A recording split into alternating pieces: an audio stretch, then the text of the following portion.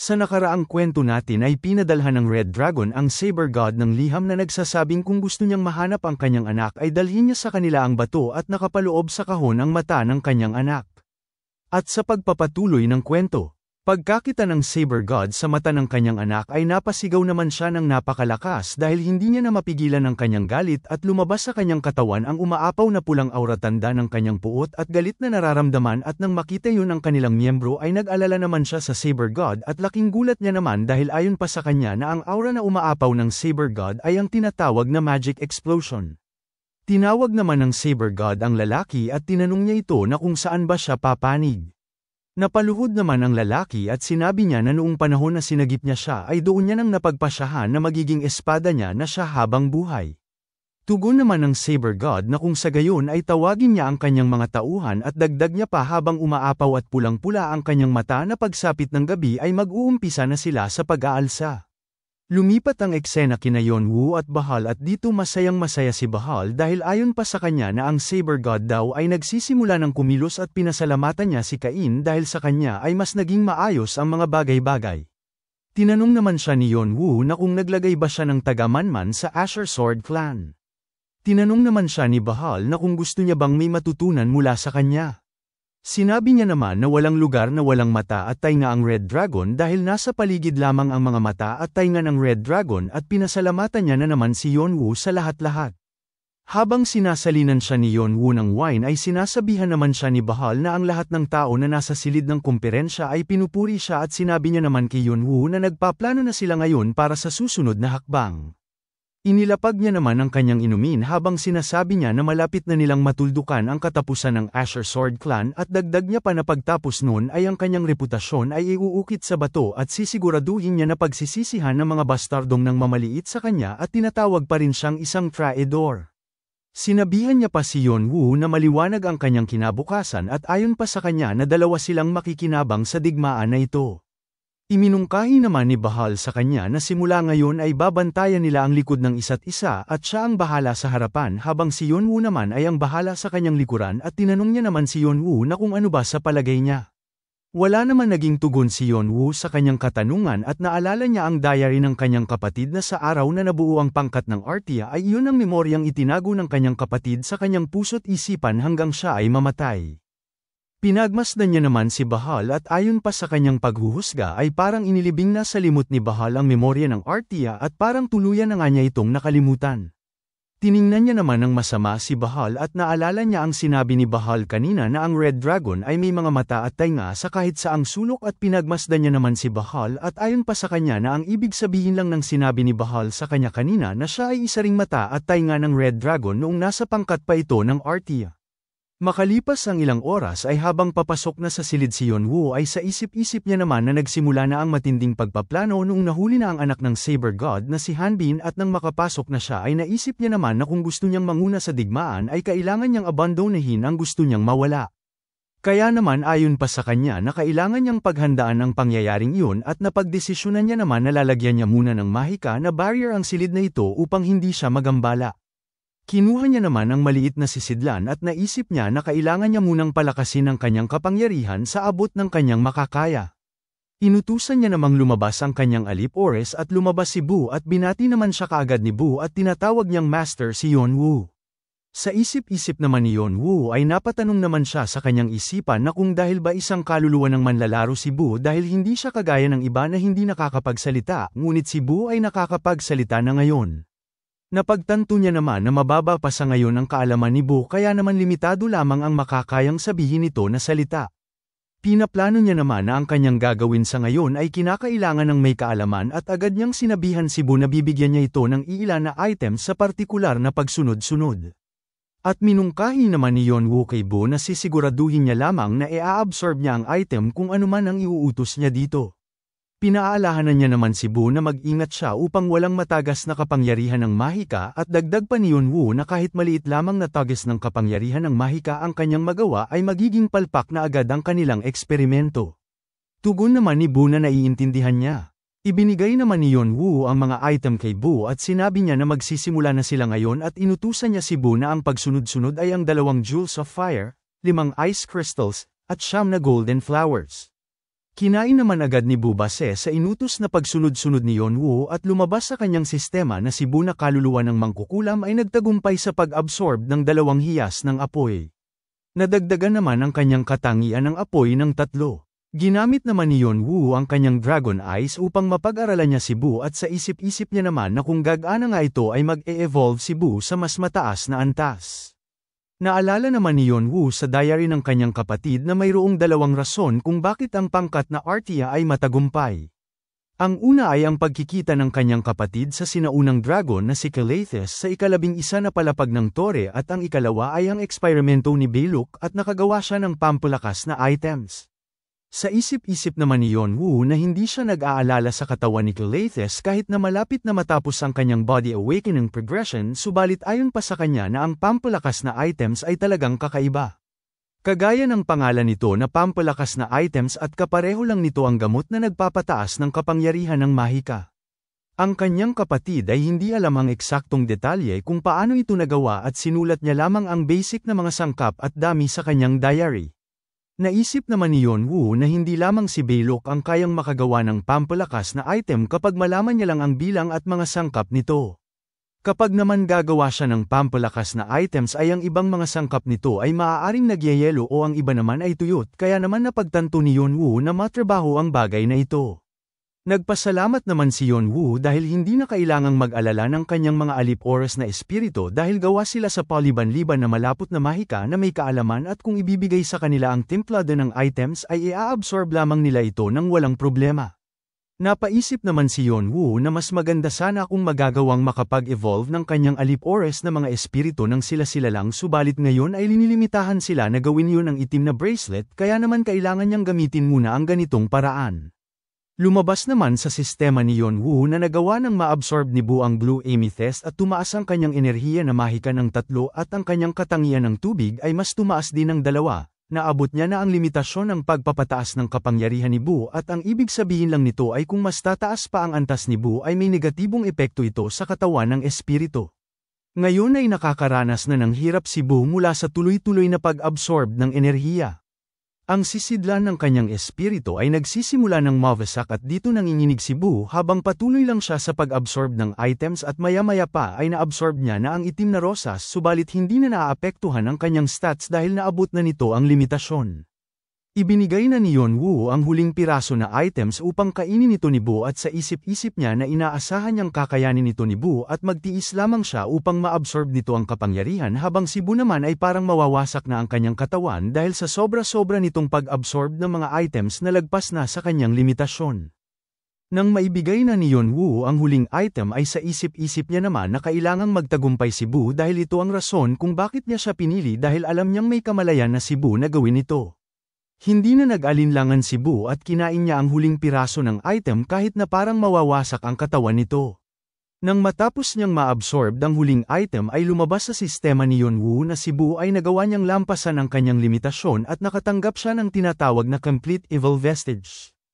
Umilaw naman ang asul si Bu at ngayon ay sisimula na ang kanyang pagpapalit anyo. Dahan-dahan naman siyang pinalibutan ng itim na enerhiya mula sa ulo, sa kamay at sa buo niyang katawan. At nang matapos na yun ay lumabas naman sa sistema ni Yonwoo na nagtagumpay ng makapagpalit ng anyo si Bu at ngayon ay isinilang na ang tinatawag na The Magician of Death o ang salamangkero ng kamatayan na tinatawag na Lich. Umilaw naman ang mata ni Bu at binati niya ang kanyang master na si Yonwoo. Binati naman siya ng kanyang sistema dahil nakahanap siya ng paraan upang makapaglingkod ang kamatayan sa kanya at minungkahi naman ng sistema na patuloy lamang siyang magsiyasat o maghanap ng marami pang paraan dahil ang kapangyarihan ng kadiliman ay nasa kanya palagi at napagtagumpayan niya ang bagay na hindi madaling mapagtagumpayan at gagantimpalaan naman siya ng karagdagang karma at ang tagumpay niya na ito ay hindi maitatala sa 11 na palapag ng tore dahil natapos niya ito ng personal. Nakakuha siya ng titulo na tinatawag na One Who Carries Death o Nagdadala ng Kamatayan. Ang kanyang titulo na One Who Carries Death ay ang kahulugan nito ay ang mundo ay nahahati sa 2 bahagi at ito ay ang buhay at kamatayan, galit sila sa isa't isa dahil hindi sila pwedeng paghaluing dalawa. Gayunpaman gamit ang titulong ito ay makakatanggap siya ng pagmamahal at pagpapala mula sa kaparehong buhay at patay na tao. Ang epekto naman nito ay ang lahat ng katangian patungkol sa undead ay tataas. Binigyan naman siya ng karagdagang 20 sa pagkontrol ng katangian ng kadiliman. Nakakuha rin siya ng kaalaman patungkol sa kamatayan at mas lumapad naman ang kanyang espektro ng kaalaman at mas tumaas pa ang kahusayan ng kanyang Dragon Eyes at ngayon ay nasa 35.1% na. Sa pagkakataong ito ay tuwid na ang pagsasalita ni Boo at yumuko siya at sinabi niya na ang kanyang master daw ang sumagip sa kanya mula sa ikailaliman ng kawalan at dagdag niya pa na kahit ano pa man ang kanyang iutos ay taos puso niya itong susundin na walang pag-alinlangan. Tinanong naman siya ni Yeonwoo na kung ano ba ang may taglay siya na kapangyarihan na makakaya niya sa ngayon. Tugon naman ni Boo na sa dati niyang buhay ay halos lahat ng mahika ay nakakaya niya. Inutusan naman siya ni Yeonwoo na ipakita niya. Sinabi naman ni Boo sa kanya na ipapakita niya ngunit kailangan niya siyang bigyan ng kaluluwa na mayroon siya. Binigyan naman siya ni Yeonwoo ng nakolekta niyang kaluluwa at hinigop naman yun ni Boo gamit ang kanyang daliri sabay sabi niya na ang una niyang ipapakita ay ang tinatawag na death summons o pagpapatawag sa mga namatay na at bigla na lamang itong nagliwanag at ang mga kaluluwa ay nasa sahig at unti-unti silang nagsilabasan at habang lumalabas ang mga ito ay ipinaliwanag naman ni Boo na kapalit ng kaluluwa ay kaya niyang tawagin ang mga ito at kung bangkay man ito ay kaya niyang ipatawag ito bilang isang kalansay o zombie. At ibinalik niya na ang kanyang ipinatawag na mga kaluluwa ng halimaw at ang sunod niya namang ipapakita ay ang tinatawag na fog of blood o hamog ng dugo. Napuno naman ang hamog sa kapaligiran at ipinaliwanag niya kay Yeonwoo na kagaya ng kanyang nakikita na ang hamog na ito ay kayang makagawa ng ilusyon at magdulot ng takot sa mga kalaban at minsan ay nakakatanggap ang kanilang mga kakampi ng buhay at mahika galing sa mga kalaban. Sa isip-isip naman ni Yeonwoo na mas higit pa ito kaysa sa kanyang inaasahan dahil hindi lamang nito kayang magdulot ng taranta sa kalaban subalit nagagawa pa nitong kunin ang buhay nila at mahika at ayon pa sa kanya na mas magandang gamitin ito sa pangmalawakang digmaan. Pinakitaan naman siya ni Boo ng tinatawag niyang corpse absorption o pagsipsip ng bangkay at lumikha naman siya ng apoy sa kanyang mga kamay at ipinaliwanag naman ni Boo na nakadepende ang dami ng bangkay at kaluluwa na mayroon siya at kaya na nitong makagawa ng apoy o yelo. Ekwenento naman ni Boo na sa nakaraang buhay niya ay isa siyang mangkukulam, hindi kagaya ng dark magician o salamangkero ang mangkukulam ay magaling pagdating sa mga bangkay at mga sumpa. Sinabi naman ni Boo kay Yeonwoo na yun lamang ang kanyang kayang gawin sa ngayon ngunit nasisigurado niya naman na magiging mas malakas pa siya at magiging isang ganap na lich at ipinangako niya naman sa kanyang master na hindi ito mabibigo sa kanya. Habang pinagmamasdan ni Yeonwoo si Boo ay naisip niya na nahihirapan siyang utusan ang kanyang mga alip-ores na espiritu dahil mag-isa lamang siyang nakikipaglaban subalit ngayon ay mukhang hindi na siya mahihirapan dahil ipapaubaya niya na kay Boo ang pag-uutos sa kanyang ibang alip-ores na espiritu dahil kaya nitong makontrol ang mga bangkay at makakaya niya din makontrol ang mga alip-ores niya na mga espiritu. Tugon naman ni Yeonwoo sa sinabi ni Boo na ayos lang yun at sinabi naman ni Boo na hindi niya bibigwin ang kanyang master. Napagdesisyonan naman ni Yeonwoo na buksan ang kanyang nakolektang kaluluwa at habang pinagmamasdan niya ito ay sa isipan niya naman na dahil mayroon na siyang isang salamangkero na kayang utusan ang kanyang ibang alipores ay napagdesisyonan niya naman na kailangan niya ng isang knight na kayang makipaglaban sa kanyang tabi.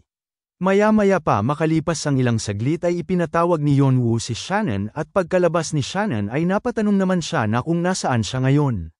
Sinabi naman ni Yeonwoo sa kanya na base ito ng Red Dragon.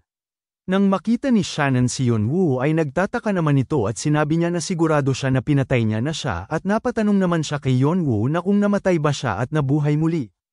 At dagdag niya pa na narinig niya na mayroong mangkukulam na kayang tawagin ang kaluluwa subalit hindi niya alam na kaya nitong ibalik ang kaluluwa ng kagaya sa kanya. Sa isip-isip naman ni Yeonwoo na dahil sa taas ng antas ng kamalayan ni Shannon ay mas matalino pa ito kay Boo na kakapalit anyo lang nito sa pagiging lich. Pinaplano naman ni Yeonwoo na si Shannon daw ay gagawin niyang Death Knight. Naalala naman ni Shannon ang kanyang huling kahilingan bago siya mamatay na huwag na nilang galawin ang kanyang mga kasamahan na sumuko na at tinanong niya si Yeonwoo na kung ano na ba ang nangyari pagtapos niyang mamatay. Tugon naman ni Yeonwoo na pinabalik niya ng ligtas ang lahat ng kanyang kasamahan. At magpapaliwanag pa sana siya ngunit pinigilan siya ni Shannon sabay sabi niya na magiging makasarili siya kung labis pa siyang magtatanong. Napagtanto naman ni Shannon na dahil pinatawag niya siya dito ay natitiyak niya naman na may kailangan siya sa kanya at nagtataka naman siya dahil nasa Red Dragon siya at hindi sa Azure Sword Clan. Sinabi naman ni Yeonwoo na ipapaliwanag niya ng mas detalyado ang nangyari. Makalipas ang ilang minuto ay nagawa namang ipaliwanag ni Yeonwoo kay Shannon at tumawa na lamang si Shannon sa kanyang nalaman at napasabi na lang siya na hindi niya inaasahan na tatalikuran niya ang Saber God dahil lamang sa relasyon na ganoon at sinabi niya pa na gusto niya iyon at dagdag niya pa hindi naman pala siya sa Kim kagaya ng narinig niyang sabi-sabi. Kinumpirma naman ni Shannon sa kanya na kung gusto niya bang maging isang Death Knight siya kaya naman ang ibig sabihin lang nun ay paglilingkuran niya siya.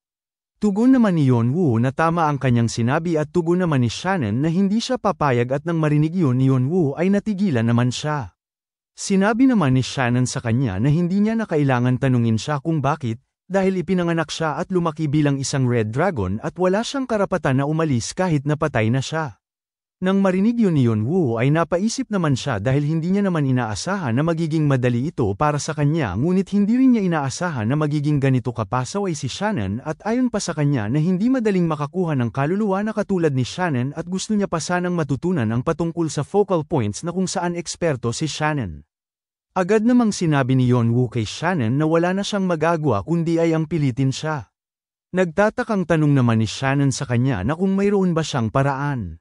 Tugon naman ni Yeonwoo sa kanya na nagawa niyang makolekta ang kanyang kaluluwa at tinanong niya naman si Shannon na kung iniisip niya bang hindi niya siya kayang mabigkis sa kanya. Sinabi naman ni Shannon sa kanya na tama nga na hindi yun mangyayari at tinanong niya naman si Yeonwoo na kung pwede bang hayaan niya na lang siya. Tugon naman ni Yeonwoo sa kanya na hindi pwede. Gulong-gulo naman si Shannon at napasabi na lang siya kay Yeonwoo na labis ang kanyang kasakiman dahil hindi niya siya hahayaang magpahinga kahit patay na siya at dagdag niya pa na hindi naman masamang pakinggan yun at sinabi niya kay Yeonwoo na kung sa gayon ay mayroon siyang isang kondisyon. Tinanong naman siya ni Yeonwoo na kung ano ba ang kanyang kondisyon. Sinabi ni Shannon sa kanya na susundin niya ang kanyang mga utos gayunpaman ay minungkahi niya kay Yeonwoo na hayaan niya siyang maging malaya sa kanyang mga pasya at dagdag niya pa na gawin siyang mas malakas kumpara ng buhay pa siya na hindi lamang ang taglay niyang kapangyarihan bilang isang semi-ranker subalit ang taglay na kapangyarihan ng isang high-ranker. Tugon naman ni Yeonwoo sa kanya na mas lalakas din siya na hindi na siya may kukumpara sa iba. Napangiti naman si Shannon sa kanya sabay sabi niya pa na tapos na ang kanilang kasunduan at ayon pa sa kanya na alam niya na magkatulad silang dalawa noong una niya siyang nakita. Ipinaliwanag naman ni Yeonwoo na bago yun ay mayroon lang siyang gustong gawin at sinabi niya kay Shannon na baka makalaban niya ang kanyang clan na Red Dragon at makasagupa niya ang kanyang mga kasamahan sa digmaan. Tugon naman ni Shannon sa kanya na pinaghandaan niya na yan ng labis dahil ayon pa sa kanya na mag-uumpisa na muli ang bagong kabanata ng kanyang buhay kaya naman napagdesisyonan niya na hindi na niya aalalahanan ng husto ang nakaraan niyang buhay. Nang marinig yun ni Yeonwoo ay sa isip-isip niya naman na ibang-iba na si Shannon kumpara kanina kaya naman tinanong niya si Shannon na kung bakit bigla na lamang nagbago ang kanyang isipan. Masayang tugon naman ni Shannon sa kanya na hindi niya na gustong maging matigas ang kanyang ulo kaya kung makikipaglaban siya sa kanya at kahit ano pa man ang gawin niya ay mas pipiliin niya na lang na gawin yun na may malayang kalooban at dagdag niya pa na curious siya kung ano pa ang kaya niyang gawin sa hinaharap. Napapikit na lamang si Yeonwoo dahil naiisip niya na mas mahirap pa palang intindihin si Shannon higit pa sa kanyang inaakala. Subalit ayon pa sa kanya na basta't nasa kanya si Shannon ay mas magiging madali na ang kanyang pag-usad sa kanyang landas. At bigla niya namang inilabas ang mga item at minungkahi niya kay Shannon na i-absorb niya ang mga ito na ayon sa sasabihin niya na pagsunod-sunod. Makalipas lamang ang ilang minuto ay nagawa ng ma-absorb ni Shannon ang mga items at lumabas sa sistema ni Yeonwoo na ang kanyang alipores na espiritu ay nagtagumpay sa pagpapalit anyo at tinatawag itong The Knight of Death at nagawa niya na ang kanyang sariling Death Knight. At ang Death Knight na si Shannon ay nangangako ng kanyang katapatan sa kanya at nakatali na ito sa kawalan ng pag-asa ng itim na hari at magiging isang mapagkakatiwalaang espada at kalasag na simula ngayon ang kanyang Death Knight na si Shannon. Tinanong naman siya ng sistema na kung bibigyan niya ba ng pangalan ang kanyang Death Knight at pinangalanan niya naman ito bilang Shannon.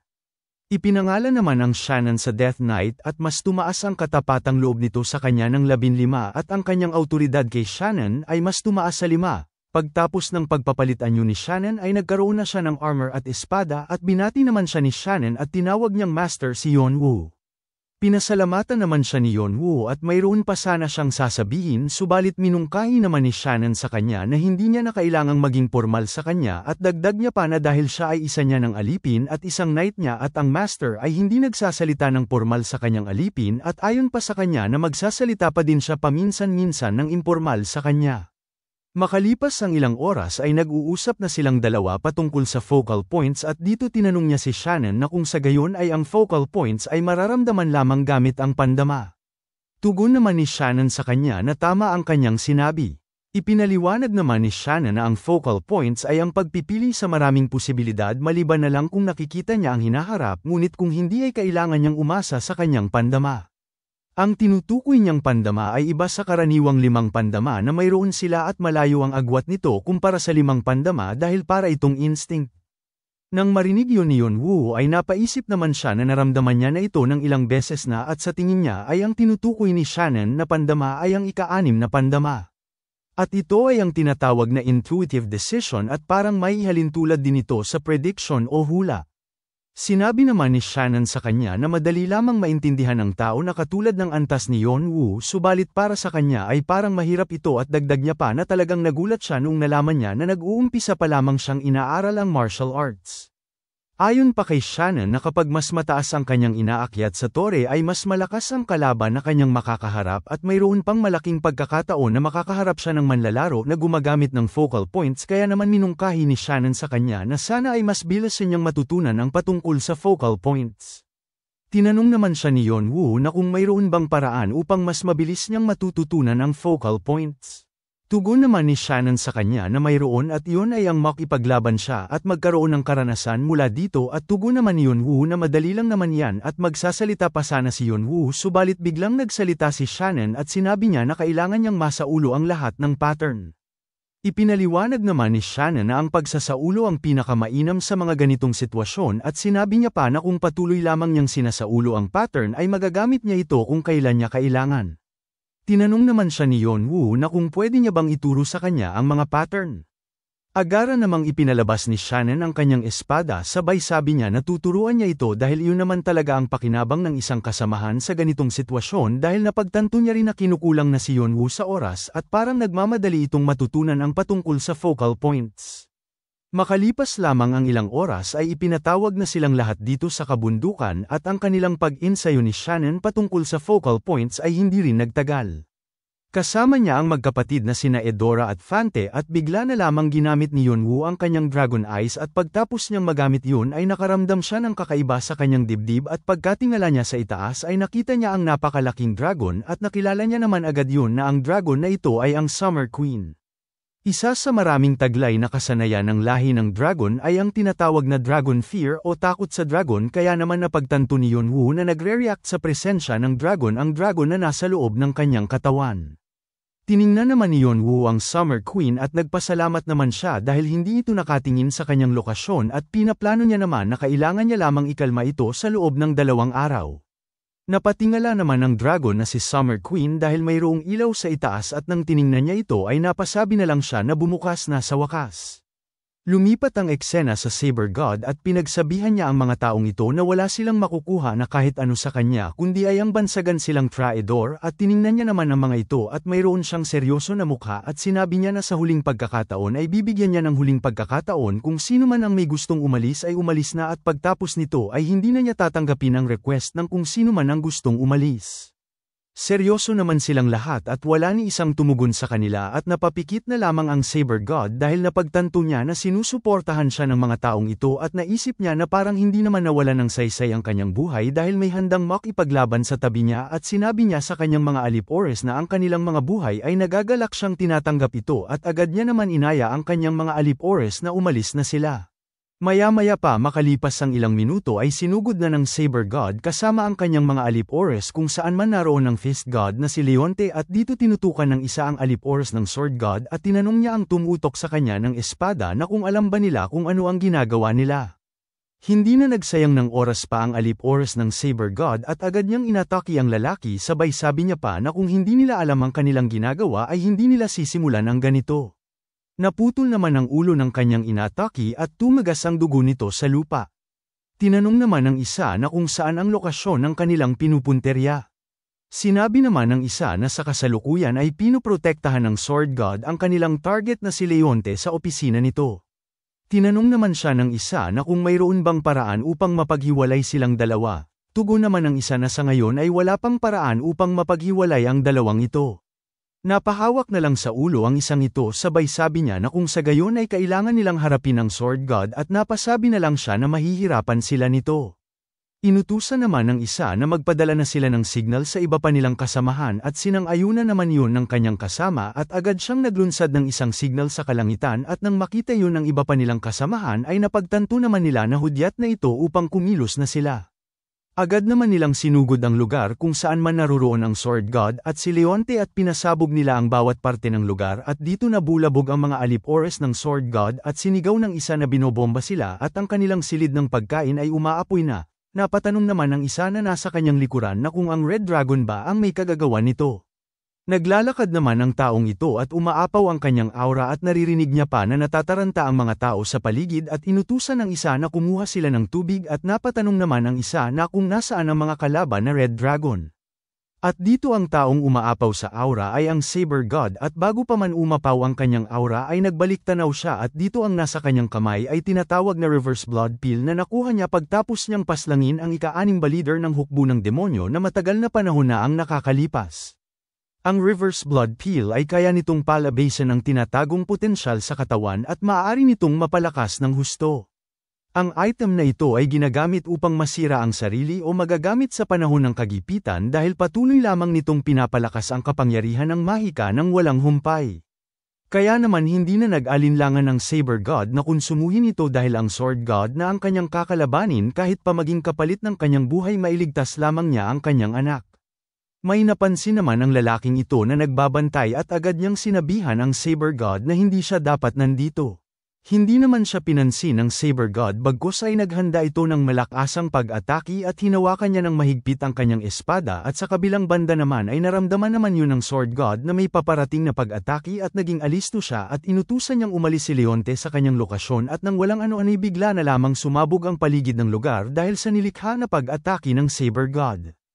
Pagtapos ng pag-atake ng Sword God ay nasira naman ang paligid at may bangkay na sa paligid nila. Nakatayo pa rin sina Leonte at ang Sword God at wala man lang naging gallows dahil nagawa nilang iwasan ang pag-ataking yun ng Saber God. Agad namang nagsalita si Leonte at sinigawan niya ang Sword God na sa bandang huli ay gagawin niya ito at hindi na siya pinatapos magsalita ng Saber God at agad niyang sinabihan si Leonte na ibigay niya na sa kanya ang bato nang sa gayon ay hindi niya siya papatayin. Sinabi naman ni Leonte na ilang beses niya bang sasabihin na wala nga sa kanya ang bato subalit bigla siyang pinigilan ng Sword God magsalita at agad niyang tinanong ang Saber God na kung talaga nga bang ito na ang desisyon niya.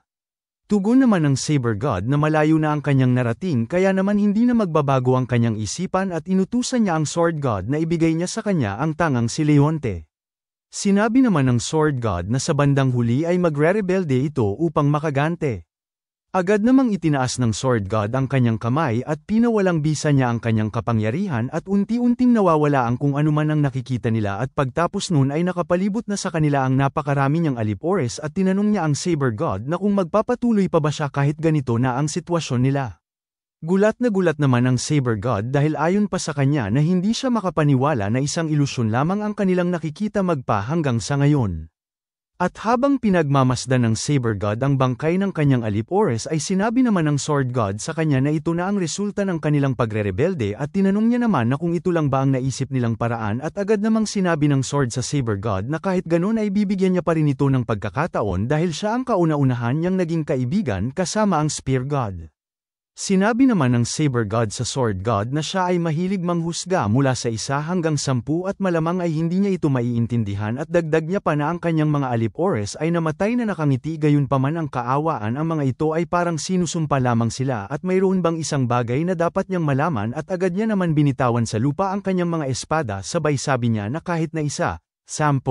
o 100 na tao ay isa lamang ang taong gusto niyang makuha. Nang marinig yun ng Sword God ay naghanda naman siya ng pag-atake dahil sa pagkakataong ito ay hindi na magbabago ang isipan ng Saber God at bigla namang sumugod ang Saber God patungo sa kanilang lokasyon at habang papa-atake ang Saber God ay kalmado lamang ang Sword God at pinoprotektahan niya pa si Leonte. At habang papalapit na ang Saber God sa kay Leonte at Sword God ay naghanda naman siya ng kanyang pangmalakasang pag-atake at ginamit niya ang lahat ng kanyang espada at ang tawag sa kasanayan niya na ito ay Whirlpool of Blades at muli pa siyang naghanda ng isa niya pang pag-atake at kaagad niya itong sinundan at sa pagkakataong ito ay ang tawag naman sa kanyang kasanayan ay Tomb of Nine Swords at inatake niya ang Sword God subalit laking gulat naman ng Saber God nang may napadaang espada ng Sword God sa kanyang balikat at pagkalingon niya ay hindi niya naman nakalain na magagawa pang makaligtas ng Sword God sa sunod-sunod niya na pag-atake. At dito nanlaki naman ang kanyang mga mata dahil hindi niya inaasahan na susulpot na lang bigla sa kanyang harapan ang Sword God na tila ba ay isa itong hangin dahil hindi makita sa bilis. Napatanong naman ang Saber God sa kanyang isipan na kung ito ba ang kapangyarihan ng apat na espada na tinatawag na The Death of Sacred dahil hindi niya inaasahan na magagawang makalapit ng Sword God sa kanya ng ganoong kabilis subalit napangiti naman siya dahil ayon pa sa kanya na pagkakataon niya na ito dahil nasa harapan niya na siya at bigla siyang naghanda ng pag-atake gamit ang kanyang espada at sa puntong papalapit na ang espada sa Sword God ay pinigilan niya naman ito gamit ang kanyang daliri at bigla niya itong pinisil at nabasag. Nanlaki na naman ang mga mata ng Saber God dahil hindi niya inaasahan ang ganoon. Ngunit hindi siya nawala ng pag-asa at ginamit niya muli ang kanyang isang espada ngunit binasag lamang ulit nito ng Sword God gamit rin ang kanyang espada at habang nababasag ang espada ng Saber God ay sa isip-isip niya naman na nagawa niya namang mapataas ang kanyang kapangyarihan at ang kanyang kasalukuyang kasanayan at mas malakas pa ito kumpara ng kapanahunan niya pa subalit kulang pa rin. Muli niyang sinubukang kunin ang kanyang natitirang espada ngunit walang hirap lang nitong binasag ng Sword God at nanlaki naman ang kanyang mata dahil mayroon ng nakatusok na espada sa kanyang dibdib at naisip niya naman na sa kabila ng kanyang pagsasakripisyo na gamitin ang Reverse Blood Peel ay hindi man lang siya makapinsala sa Sword God o kahit gallows man lang. Hindi na siya binigyan ng pagkakataon ng Sword God at sinundan pa niya ito ng pag-atake ng dalawa pang espada at napabuga na lamang ng dugo ang Saber God dahil dun. Napaluhod naman ang Saber God dahil sa pinsala na kanyang natanggap at tinanong niya ang Sword God na kung paano niya nagawa ito. Tugon naman ng Sword God na ito ay tinatawag na pangyayari. Napatulala na lang ang Sword God at naalala niya na noong panahon na gumagala siya ng walang patutunguhan upang maghanap ng malalakas na makakalaban at umaasa siya na mas magiging malakas pa siya at isang araw ay nakasagupa niya ang Sword God at sa paglalaban nilang dalawa ay sa unang pagkakataon ay natalo siya at dahil hindi siya makapaniwala na natalo siya ay nagdesisyon siya na sundan ang Sword God at determinado siya na obserbahan ito at mas matuto pa. Hindi kagaya ng Sword God na ang tanging ginagawa lang nito sa buong buhay niya ay ang magsanay subalit siya ay nakatagpo ng babaeng mahal niya at dahil doon ay nagbunga ang pagmamahala nilang dalawa at biniyayaan sila ng anak. Tiningnan naman ng Saber God ang kanyang kamay at ayon pa sa kanya na dahil sa pangyayari sa kanyang buhay ay hindi na siya lumakas pa at mas naging mahina pa ang kanyang pandama. Napatingala na lang siya sa langit at napatanong sa kanyang isipan na kung hanggang dito na lang ba siya. Bigla namang nanlaki ang mga mata ng Saber God dahil sinabi ng Sword God sa kanya na gayunpaman ay nagpapasalamat siya sa kanya. Nagtatakang tanong naman ng Saber God sa Sword God na kung ano ba ang pinagsasabi niya. Tugon naman ng Sword God sa kanya na dahil inabsorb niya ang Reverse Blood Peel at ipinaliwanag niya naman na ang pagsasanib ng mga core ng apat na maalamat na hayop ay wala siyang ideya kung kailan makukumpleto subalit dahil inabsorb niya ang Reverse Blood Peel ay kumpleto na ito sa ngayon at ang tanging gagawin niya na lang ay ang kunin ito mula sa kanya. Hindi naman inaasahan ng Saber God ang kanyang malalaman at sinabi naman ng Sword God sa kanya na hindi niya inaasahan na makukuha niya ito sa lalong madaling panahon at napatanong naman siya na kung papasalamatan niya ba ang Red Dragon dahil sa regalong ito. Dahil hindi makapaniwala ang Saber God ay nanginig naman ang kanyang katawan at tumawa na lang siya ng napakalakas dahil ayon pa sa kanya na yun pala ang plano ng Sword God at tiningnan niya naman ng Sword God at sa isip-isip niya na kahit ano pa man ang gawin nito ay ang Sword God ay palaging inoobserbahan ang ginagawang kilos ng iba at palaging kinukuha ang resulta nito sa kanyang mga kamay at ang nangyari sa kanya ngayon ay isa na sa plano ng Sword God. Napatawa na lang siya at sa isip-isip niya na sa bandang huli ay ginamit rin pala siya ng Sword God.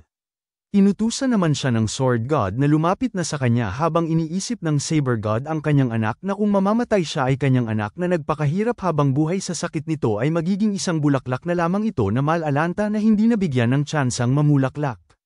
May bigla naman siyang naalala at naalala niya ang huling naipadalang sulat sa kanya at may maliit na sulat ang nasa ilalim nito at hindi naman sinabi kung ano ito ngunit mayroon siyang naisip na ideya at agad niyang sinabihan ang Sword God na nakagawa siya ng pagkakamali. Tinanong naman siya ng Sword God na kung ano ba ang ibig niyang sabihin at hindi na siya pinatapos magsalita ng Saber God at agad niyang sinabi sa Sword God na hindi niya na sana sinabi ang patungkol sa core ng mga maalamat na hayop.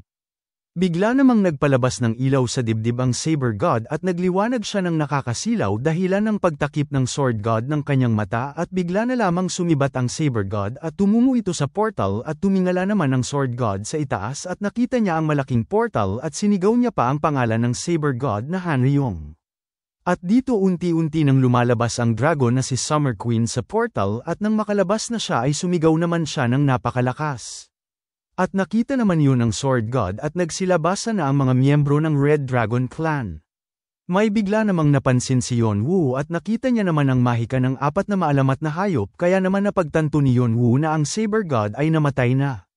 Hindi na nagsayang ng oras pa si Yonwoo at kaagad niyang hinigup ang mahika ng 4 na maalamat na hayop gamit ang kanyang Bathory's Vampiric Dagger at dali-dali naman itong nilamon ng kanyang kasanayan at pinagmamasdan nito ni Yonwoo at nang matapos niya ng mahigup ang lahat ng 4 na mahika ng maalamat na hayop ay lumabas naman sa kanyang sistema na sinisimulan niya nang i-absorb ang kapangyarihan na mahika ng 4 na maalamat na hayop at ang kanyang titulong Legendary Beast Successor ay ina-apply at tinutulungan itong mas mapabilis ang pagproseso at ang kanyang kapangyarihan ng mahika ay mas tumaas sa 5 at unti-unti itong tumaas sa 10 at ang kahusayan ng kanyang magic circuit ay mas tumaas ng husto at unti-unti nang tumaas ng labis ang kanyang kapangyarihan at nararamdaman naman ni Yonwoo ang malakas na dumadaloy na kapangyarihan sa kanyang katawan at ang kanyang vessel ay mas lalong lumalaki at nakumpirma na ang paglago ng kanyang kaluluwa at ang kanyang naantalang body awakening progression ay magpapatuloy na upang mapunan ang blankong seksyon at ngayon ay nasa 100%